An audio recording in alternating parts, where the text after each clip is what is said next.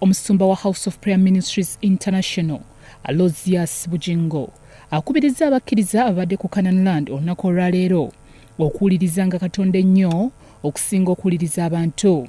Rely on what God knows, not on what people knows.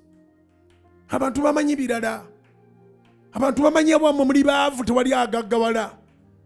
Abantu bamanyi abwammwe muli kino muli kiri. Ebyo bye by'abantu. Abantu abakoma okumanya Katonda watandikira. Ategezezza nti abantu bangi omuli abasumba ssaako ne bannabbi aboogera ebigambo eri abakkiriza n'abantu mu ngeri y'ebyamagero oluusi ne bitatuukirira. Abantu benjogerako nange mwendi ne bannabbi n'abasuma n'abatume n'abasomesa n'ababuulizi b'enjiri n'abo bonna abalagula bakoma tebakulimanga nti nkutunulira ne nkugamba mbu olibeera bw'oti. Ebyo bangi babyogedde ne bitabaawo. Bannabbi bakolimidde abantu ne bitabaawo. Katonda ng'akuyinamu interest nabbi ne bwe yeeyambula. Omukwano gwo gukole ne Katonda.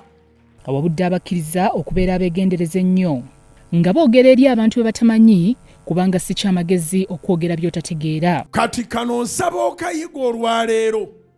Always leave a room to God. Katonda mulekere space ye. Kya busiru nnyo okuyimirira maaso ga Mukama n'oteekawo nno. Gana amagumba gasobola okubeera amalamu kubanga makalu ate makono gani nedda oyugira nani. Omanyanga gwoyogera naye nga tonnayogera. Nga twolekera akalulu ka 2026 omusumba Aloysius Bujingo aliko okuwabula kwawadde abakkiriza kwe balina okugoberera nga balonda abakulembeze baabwe. President ye Ssaabalamuzi yagaba omulamuzi yamulonda. Yalonda gavana wa banka. Sente yazifuga. Yaduumira amagye.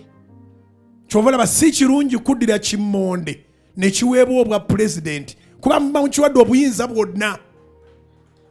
Kubira Mukama engalo ez'amaanyi oba amagezi gazze.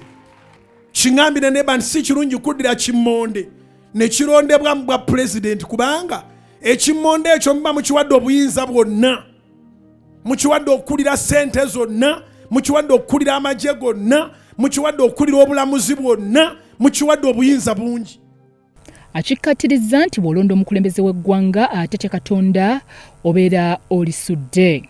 Kyobulamu bwa president bwetaaga kubwegendereza nnyo. Tolonda kireberebe n'okiteekaawo. Oba okiwadde obuyinza bungi. Aba n'obuyinza bungi president. Katonda yamwawuliza ku buyinza. Ebyawandiikibwa kyenva byogera nti teri bukulu butava eri Katonda.